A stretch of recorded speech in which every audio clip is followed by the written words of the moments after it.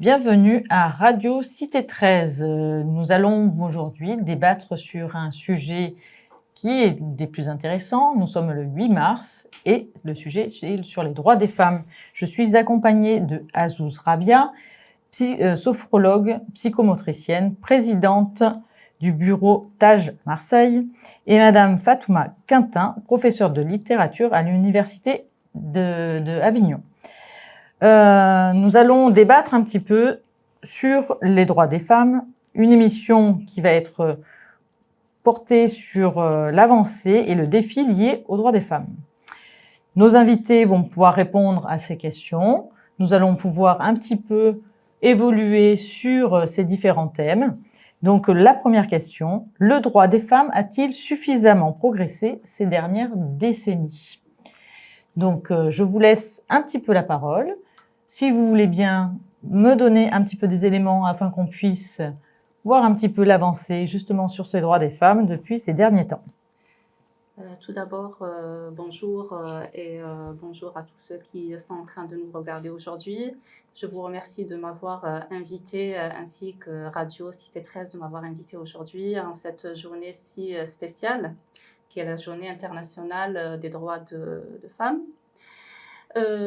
Si je dois répondre à votre question, je dirais que les droits des femmes ont progressé ces derniers temps, mais pas assez pour qu'on puisse dire que c'est bon, on a abouti au point final visé, on va dire.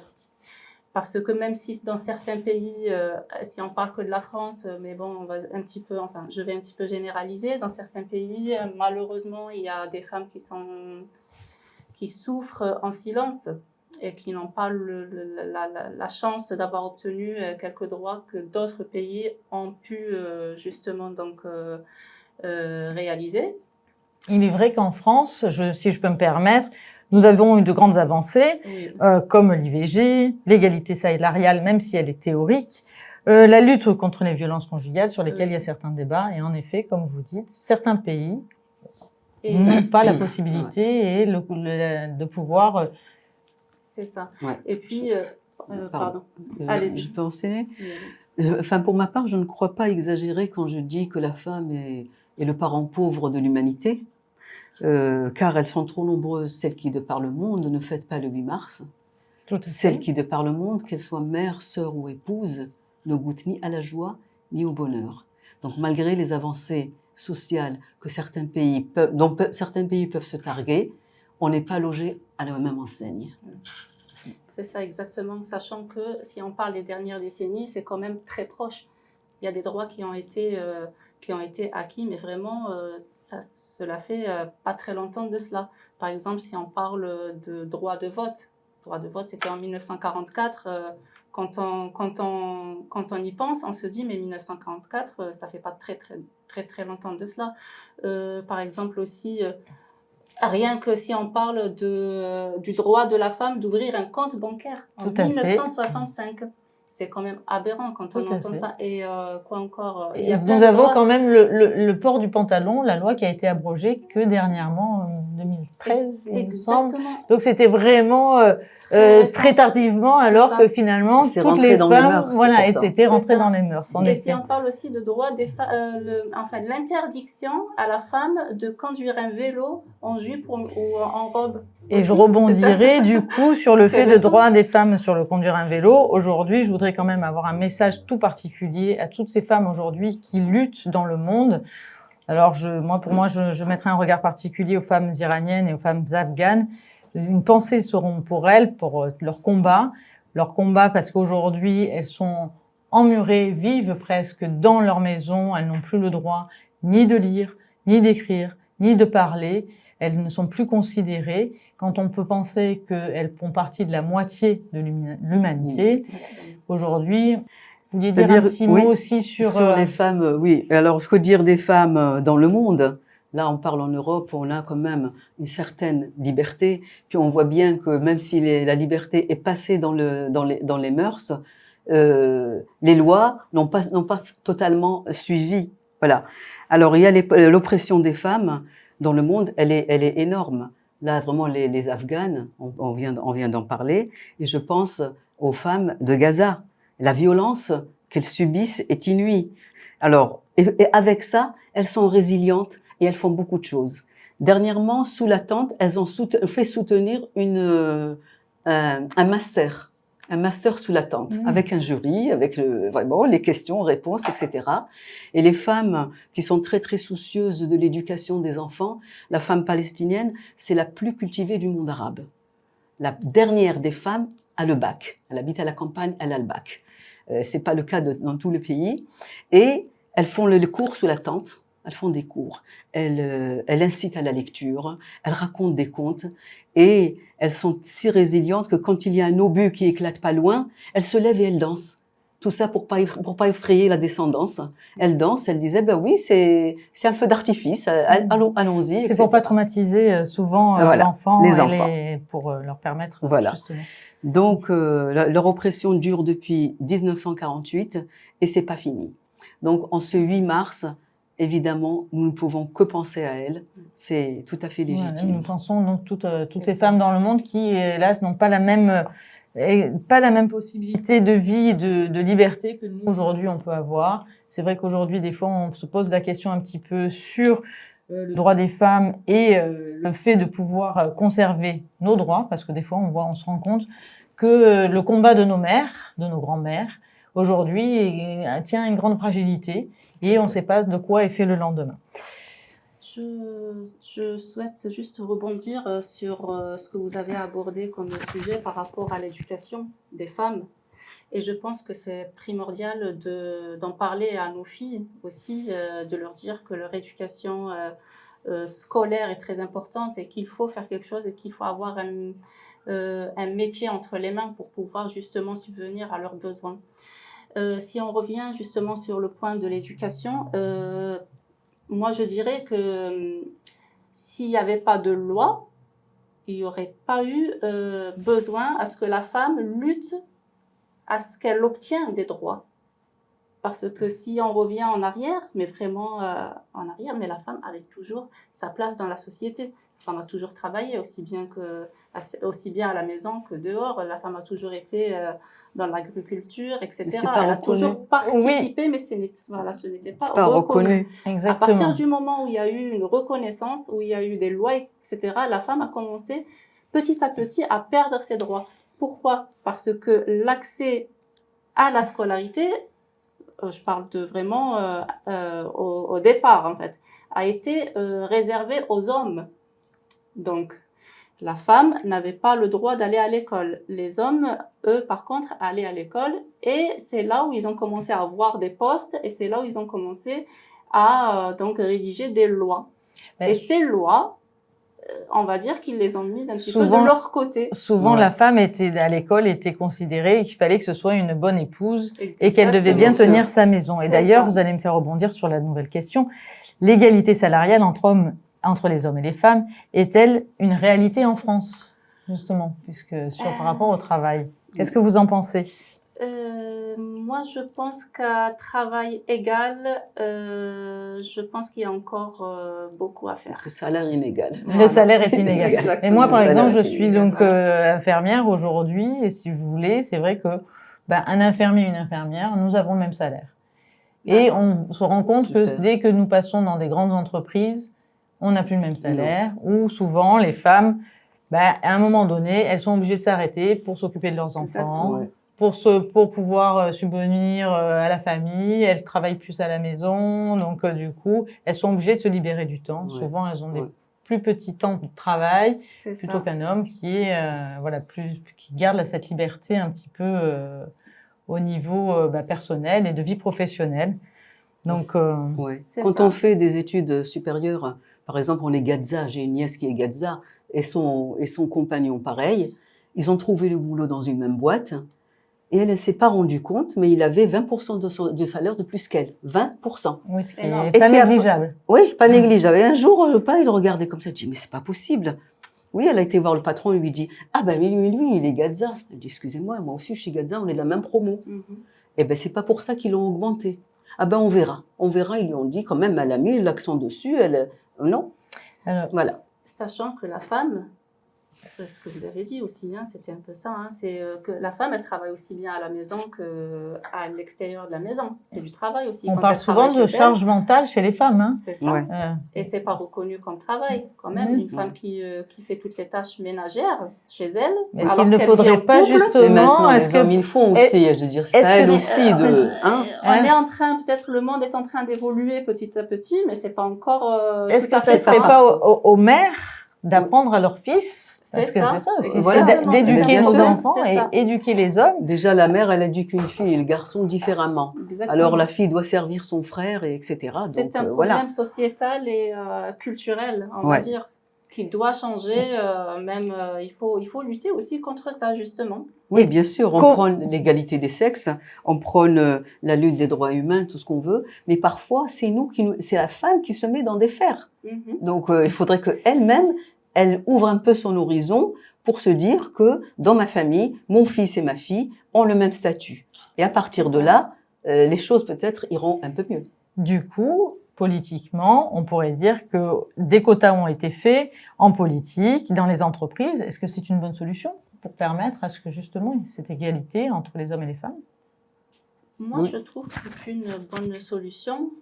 Mais il faut encore prendre en considération à ce que il y a d'autres points en fait à prendre en considération. Il y a ça, c'est vrai, c'est un bon point, mais il y a les mentalités à changer. Les hommes, vous allez dans une boîte vraiment renommée, et ben la jeune fille qui arrive, on la regarde, hein, on voit d'ailleurs comment elle est faite, et on se permet de lui faire des réflexions, des réflexions. Donc ça, il faudrait que ça change. Et ça, c'est les femmes qui exigent, qui peuvent changer ça.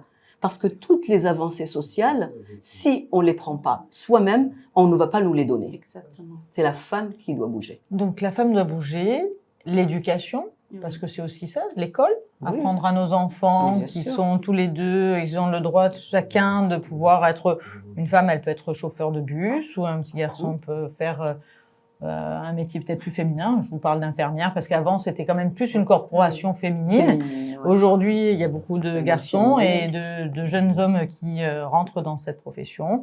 Maïeuticien aussi, Oui. qui est homme sage-femme, Ouais. qui permet aussi, voilà, qui étaient vraiment des corporations très féminines, aujourd'hui qui s'ouvrent un petit peu aux hommes.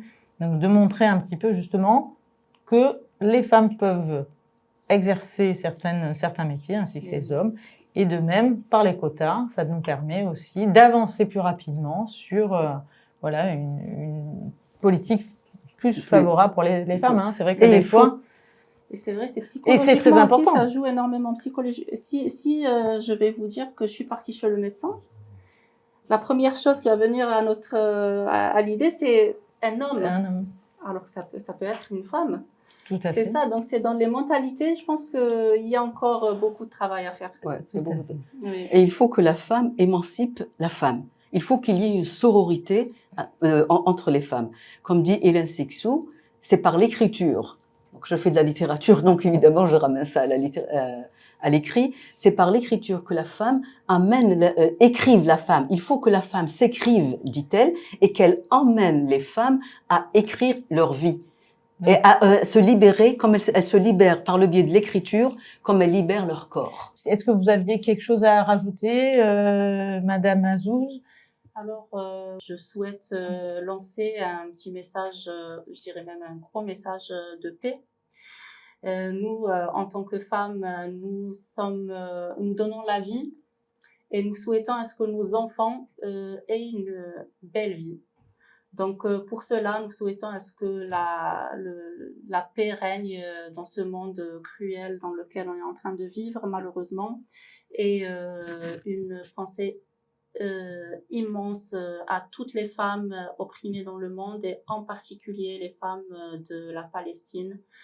Voilà, et puis voilà, que la paix règne encore une fois. Et merci beaucoup. Alors moi, j'ai parlé d'Hélène Sixou, mais mon autre modèle, c'est Essia Djebar, qui a régné sur le territoire littéraire pendant 40 ans en Algérie et qui a emmené toute une jeune génération à l'écriture. Et qu'est-ce qu'elle dit à propos des femmes? Elle dit, les femmes n'écrivent pas, elles brodent, tissent des tapis. Écrire, c'est s'exposer. J'ai désiré ensoleiller, j'ai le désir d'ensoleiller cette langue de l'ombre qu'est l'arabe des femmes. Fin de citation.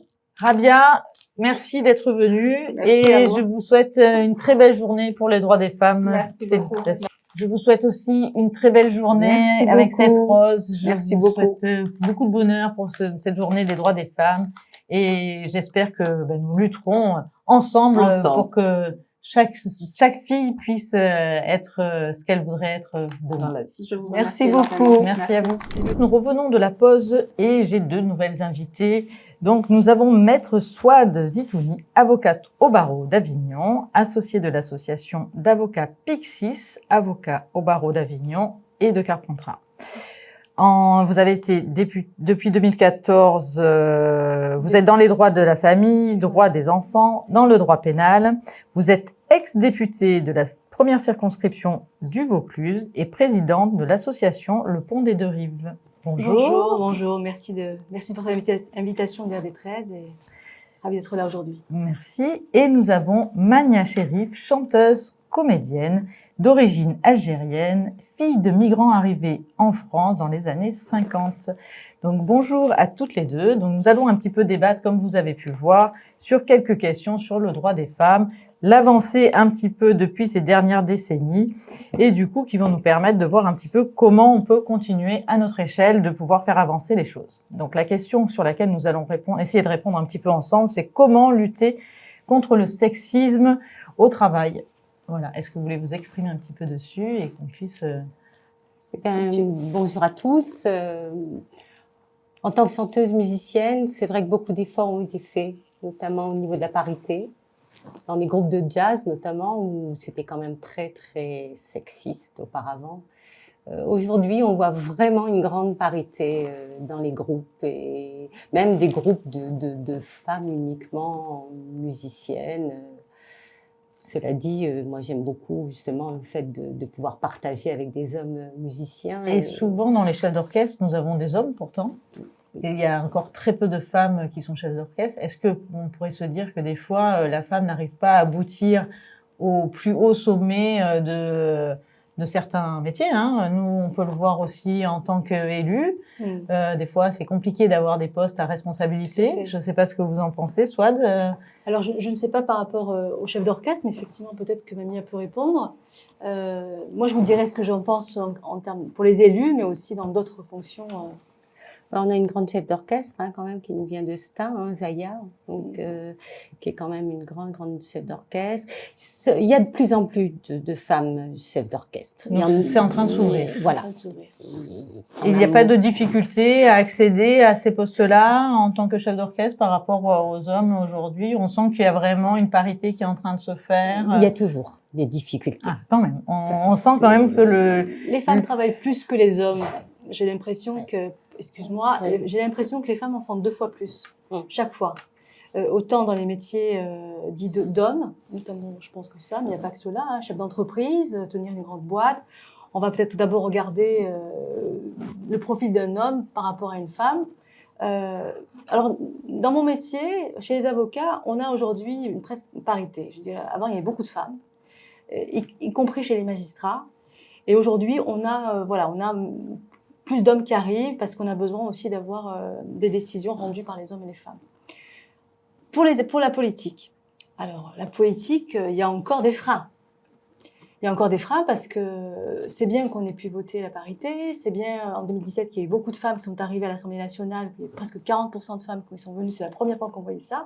Ça faisait du bien parce que du coup on avait d'autres points de vue.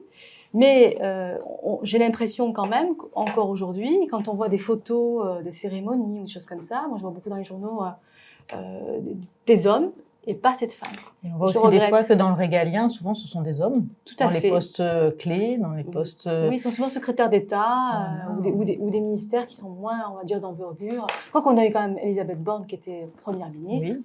Mais ça faisait combien d'années où il n'y avait pas eu de première ministre? Et puis on pourrait se dire peut-être un jour d'avoir une femme présidente. Ça serait... alors pas n'importe laquelle, j'espère. Non, bien évidemment, nous sommes bien d'accord là-dessus. Oui. Mais d'avoir une femme qui prenne la tête de notre pays, ça pourrait être aussi quelque chose de beau et de montrer Tout à aussi fait. que voilà, nous montrons un petit peu l'ouverture là-dessus, hein, sur les femmes, sur des postes à grande responsabilité. Alors, je vais un petit peu dévier par rapport en fait sur les femmes, sur le droit des femmes et les réseaux sociaux, parce qu'en fait, si vous voulez, c'est pareil. On parle du sexisme et des réseaux sociaux. En fait, on sent que des fois il y a des images, des discussions sur les réseaux sociaux qui sont relativement difficiles pour les femmes. Est-ce que vous pourriez me donner un petit peu votre avis là-dessus? Je pense qu'il y a plus de violence à l'égard des femmes sur les réseaux sociaux que pour les hommes. La femme est toujours ramenée à sa chair, à son sexe. L'homme, on va l'attaquer sur autre chose, mais la femme, ça reste toujours la femme qu'on va vouloir violer, quoi. Parce que j'ai jamais vu autant d'appels au viol. Bon, le procès Gisèle Pellicot, pardon, a été quand même très important, puisque elle a été, comment dirais-je, presque l'icône, hein, de toutes ces femmes qui ont dénoncé des actes graves. Et c'est vrai que c'est important le réseau social pour ça, parce que ça a permis justement de libérer la parole et de permettre aux femmes de dire que c'est plus jamais ça, quoi. Voilà. Mais je constate quand même, vous avez parlé tout à l'heure des violences faites aux femmes, et il y a des lois qui ont été votées avec des outils qui sont quand même très importants, mais il n'y a jamais eu autant de violences. Et je reviens un petit peu sur ce que vous me dites, et moi étant élue aussi aux droits des femmes, c'est vrai qu'on se rend compte de la difficulté aujourd'hui qu'on a à protéger les femmes. Oui. Malgré les lois, malgré tout ce qui est fait pour elles, les bracelets, hein, on peut parler du bracelet, Le sifflet, pour téléphone éviter, grave danger. voilà, grave danger, etc. Mais malgré cela, eh ben d'abord, on a très peu de logements pour pouvoir les déplacer. Mm. On est des fois dans l'incapacité d'éloigner les hommes, même si on le veut. On se rend compte aussi que le bracelet, des fois, le temps que la réaction policière, même si on sait que notre police fait beaucoup de choses pour les femmes et qu'aujourd'hui ils sont formés, on sent quand même des fois cette impunité des hommes. Il y a l'application de la loi, il y a l'application aussi de la décision qui est rendue. Il y a toujours un décalage. Et effectivement, la prise en charge. Moi, j'ai beaucoup de femmes, je défends beaucoup les femmes qui sont victimes de violences conjugales. Et c'est vrai que elles vivent dans la terreur, hein. C'est pas rien de le dire. Elles vivent dans la terreur. Et t'as beau saisir le juge, t'as beau saisir la police.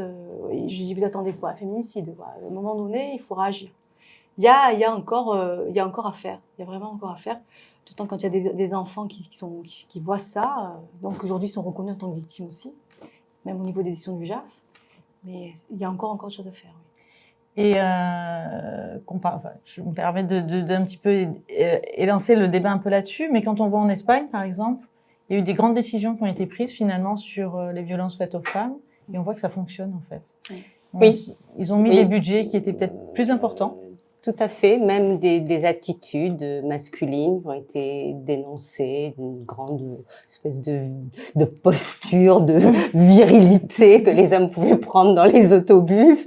Donc, je trouve qu'ils ont beaucoup de courage, oui. Oui, on sent que des fois, voilà, l'Europe, on est tiré vers d'autres pays européens qui tirent un petit peu le droit des femmes un petit peu plus haut et un petit peu plus à l'honneur que des fois. Nous, on fait beaucoup de choses, mais des fois, on se dit peut-être pas assez ou peut-être pas comme il faut. Donc, voilà, il faudrait peut-être qu'on essaye de prendre un exemple un jour un peu plus sur l'Espagne aujourd'hui pour... L'éducation, c'est la priorité absolue, hein. C'est sûr que des enfants, c'est dès le début qu'il faut les élever, les éduquer. Des fois, il y a des parents qui n'y arrivent pas, il y a des parents qui laissent tomber, et forcément, ça donne aussi après des dérives et des choses qui sont banalisées. Bien sûr, ouais. Donc c'est vrai qu'après, comme on disait, c'est vrai que les réseaux sociaux, souvent, des fois, on sent que les jeunes filles sont cyberharcelées, et que ça c'est vraiment terrible parce que bon, on en arrive à des actes compliqués. Et Maître, peut-être vous pourriez nous dire, voilà, si aujourd'hui des jeunes filles sont cyberharcelées, quelles sont les solutions pour pouvoir, voilà, dénoncer, se défendre, bien sûr. dénoncer ce système-là. Et je pense que ça peut être un message aujourd'hui qui peut permettre d'aider certaines jeunes filles ou des femmes pour quand elles sont Déjà, l'avantage qu'on a en France, c'est qu'on a des associations d'aide aux victimes. La MAV, le CDFF sont quand même des associations qui sont très actives et qui ont l'habitude d'accompagner les victimes de violences conjugales. Il faut pas hésiter, d'abord, il faut pas culpabiliser. Il faut prendre des photos, des captures d'écran de ces cyberharcèlements pour pouvoir après s'en servir, avec même un huissier de justice s'il faut, et ne pas hésiter à y aller. C'est sûr que ça fait peur parce qu'on a peur des représailles, Mais si on fait rien, on laisse faire, ça va continuer, ça va avoir des conséquences, des répercussions psychologiques sur la santé mentale, etc., etc. Donc moi, ce que je dis à ces jeunes filles qui sont victimes, n'hésitez pas, vous n'êtes pas seules. Il y a des outils, il y a des associations, il y a des personnes qui sont là, qui peuvent vous accompagner. Si vos parents sont pas là, si des amis sont pas là, voilà, on est quand même un pays qui aide justement ces jeunes filles, ces jeunes garçons aussi, parce qu'on parle des femmes, mais il y a aussi des hommes qui sont Bien aussi sûr, harcelés. c'est harcelé et cyberharcelé. Oui, et je pense à la moindre alerte. Ne pas hésiter à aller au commissariat, de faire ne serait-ce qu'une main courante, Tout à fait. si avant même la plainte, mais vraiment de se dire je ne suis pas une victime et j'ai des solutions à m'apporter et je vais. Voilà. Rien qu'en déposant une main courante, ça permet de se dire je me libère de ce poids et je fais avancer les choses. La libération de poids, la libération de la parole et la libération, on va dire, dans le chant et la culture. Parce que le chant, la culture et la parole, c'est quelque chose de très important. Et donc, je vais vous laisser quand même la parole un petit peu sur votre talent de chanteuse, de comédienne. Donc, si vous pouvez nous en dire un petit peu plus sur vous, parce que c'est toujours intéressant d'avoir ces femmes qui libèrent la parole. Et je pense d'ailleurs aux femmes iraniennes qui chantent devant les écrans pour montrer leur liberté. Et donc, je vous laisse la parole sur cette thématique. Merci infiniment. Ben, je crois qu'effectivement, le chant, c'est un outil merveilleux, justement, de permettre de dire ce qu'on a à dire, de chanter ce qu'on a à dire et de pouvoir réunir vraiment tout le monde. Alors moi, j'ai différents spectacles et notamment un spectacle autour d'une poétesse argentine, qui est vraiment une femme libre et indépendante, qui était mère célibataire dans les années 30, Alfonsina Storni. Et donc voilà, je raconte un peu son histoire. Puis mère célibataire dans les années 30, c'était des moments difficiles parce que souvent les jeunes femmes étaient répudiées quand elles étaient on appelait ça les filles mères.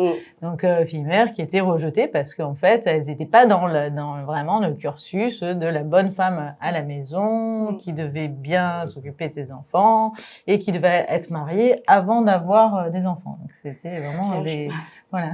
Complètement, elle a vécu vraiment en Argentine. Elle a eu beaucoup de courage parce qu'elle s'est assumée en tant que femme avec son garçon. Elle a choisi sa vie. Elle a choisi vraiment la manière dont elle voulait vivre. Donc, en tant que chanteuse, journaliste, écrivaine, poétesse. Et elle a toujours choisi de dire les mots qu'elle avait envie de dire.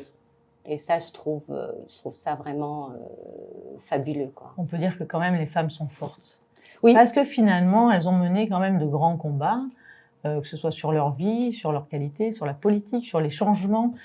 Bon, on a plusieurs exemples, comme Simone Veil, Gisèle Halimi, Gisèle Pellicot, Olympe de Gouges. Voilà, on a quand même des grands noms de femmes aujourd'hui qu'on met à l'honneur forcément, puisque pour cette journée de 8 mars, c'est vraiment voilà, des femmes qui ont changé aussi l'existence, mais chaque femme, à son niveau, permet toujours de changer un petit peu les choses, en tant qu'avocate, en tant que chanteuse, citoyenne même, ou mère, parce que chaque femme qui porte un enfant portera un peu le savoir, la façon d'être et la façon de devenir aussi de l'humanité, puisque finalement, c'est nous qui amenons la vie et qui amenons à ce que la société soit aussi ressemble aux femmes. Donc c'est important qu'elles aient leur mot à dire, que ce soit en politique, dans la culture et dans tout autre domaine particulier. Est-ce que vous voulez je crois que Mamia, vous voulez lire quelque chose ou chanter quelque chose, il me semble, non? Oui, tout à fait. Je vous laisse du coup. Je vais. Bon là, on va sortir un petit peu du contexte parce que pas j'avais grave. une lettre Écoutez, à lire. Vous pouvez, c'était un grand plaisir. Je vous en prie. Voilà, moi je voulais parler un petit peu en tant que franco-algérienne des rapports en ce moment un petit peu durs. On espère juste que les choses s'apaisent parce que de toute façon, comme vous faites partie de l'association des Deux Rives, et je pense que nous sommes méditerranéens avant tout, nous sommes des pays amis, et j'espère aussi vraiment que nos pays s'apaisent parce que nous ne pouvons pas créer de vivons conflits. Ensemble. Et nous vivons ensemble et surtout pas de créer de conflits entre nous. C'est ça. Et donc, je voulais lire cette lettre qu'a lue cette grande féministe, qui était Jeanne Moreau. Oui. Et donc, c'était une lettre écrite par Paula Albouze et qui interpellait le ministre de l'époque, Monsieur Hortefeux. Monsieur le ministre Hortefeux, il fait froid, c'est l'hiver. J'ai honte de ce froid, de cet hiver que vous vous acharnez à prolonger jusqu'à la vilainie. Cela fait plus d'1 an, jour pour jour, ce froid et cet hiver envahissent les villes et les campagnes de notre pays, autrefois pays d'espoir et de vie. C'est en ma qualité de citoyenne française, plus que jamais attachée à la liberté, à l'égalité et à la fraternité, que j'ai le devoir de vous rappeler que vous n'avez pas, Monsieur le ministre, le droit de vie ou de mort sur des hommes et des femmes ou des enfants qui travaillent, vivent, étudient ici, en France, pays aujourd'hui déshonoré. Ma honte et notre déshonneur, dont vous êtes l'un des grands responsables, deviennent plus profonds quand je me souviens de ce moment fraternel sur un quai de Marseille après la guerre en Algérie. Nous faisions file pour embarquer sur El Jazaïr. Je me rendais dans ce pays. Devant moi, un travailleur algérien revenait passer ses vacances au pays.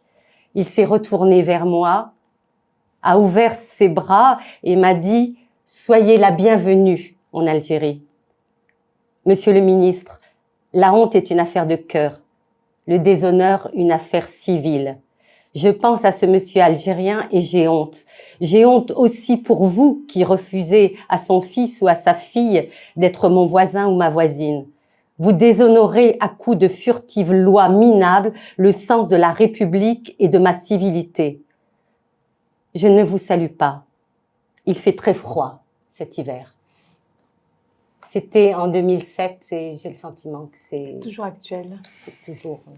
Et oui, ben ça c'est en effet, c'est vrai que c'est d'une actualité criante, Malheureuse. même malheureuse. Voilà, j'espère que, Oui. comme vous, que nous apaisions un petit peu Mm. toutes ces tensions entre nos 2 pays frères, puisque je pense que vraiment. Justement, si vous permettez, puisque j'avais aussi envie de faire passer un message aujourd'hui par rapport à ça. Bien sûr, mais En tant que présidente, cette fois-ci, de l'association Le Pont des Deux Rives, qui est constituée de franco-algériens, hein, je ne dirais pas que des Algériens, mais franco-algériens, et qui vraiment promeut la culture entre la France et l'Algérie, elle a qu'un an, mais elle va mener des manifestations justement pour montrer la beauté de l'Algérie ici et la beauté de la France là-bas.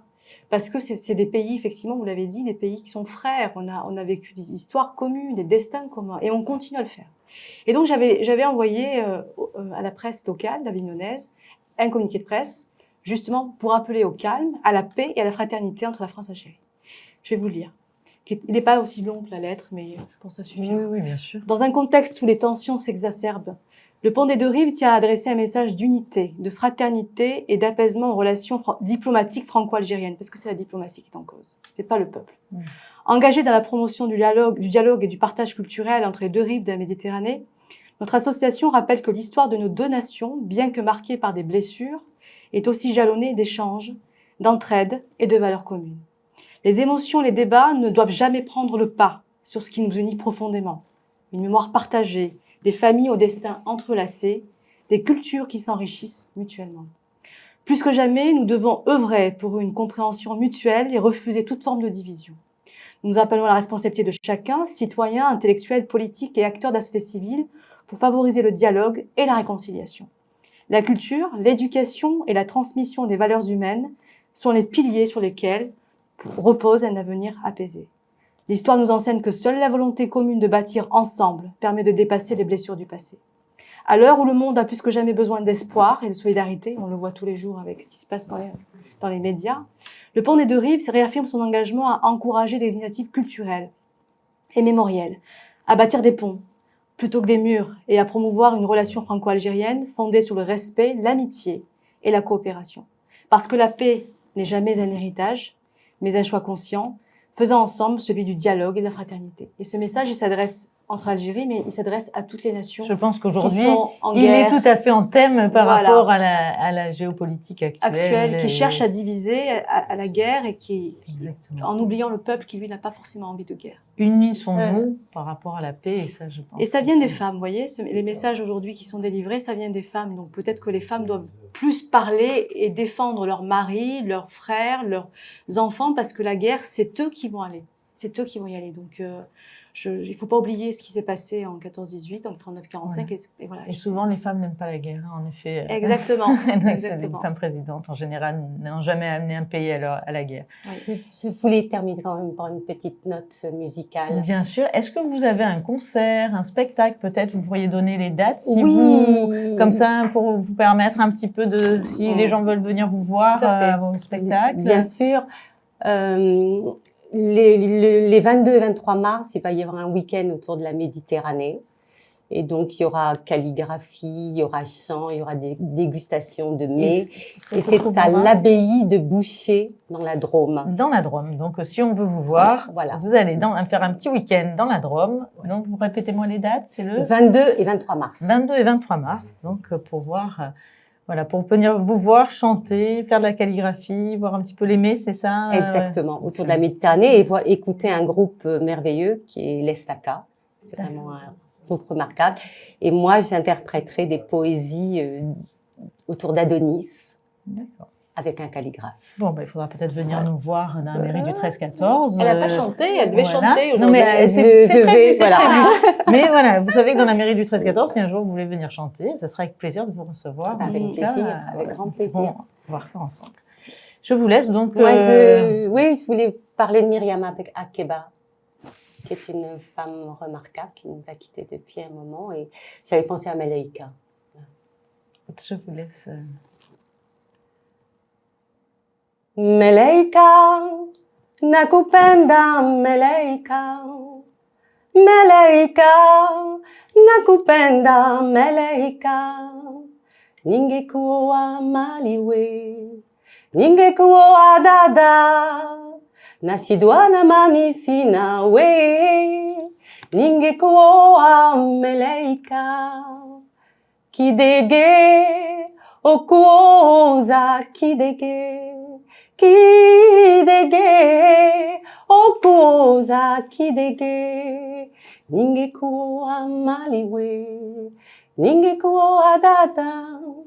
Nashidwa na manisi nawe, ningekuwa Malaika. Merci, je vous remercie, bravo. Bravo. Je vous remets du coup cette jolie rose pour le droit des femmes. Merci Cher beaucoup. maître, merci pour à vos vous. interventions. Je vous remercie d'être venu dans la radio Cité 13 et je vous souhaite la plus belle journée du monde, hein, puisque c'est la journée du droit des femmes. Donc, Merci profitez beaucoup. bien de votre journée. Merci beaucoup. Merci à vous. Et bonne journée. Merci Au à Radio revoir. 13 encore pour cette émission. Merci de nous accueillir. Merci. Kidege, okuoza kidege. Kidege, okuoza kidege. Ningekuwa maliwe, ningekuwa dada. Nashidwa na manisi nawe, ningekuwa Malaika.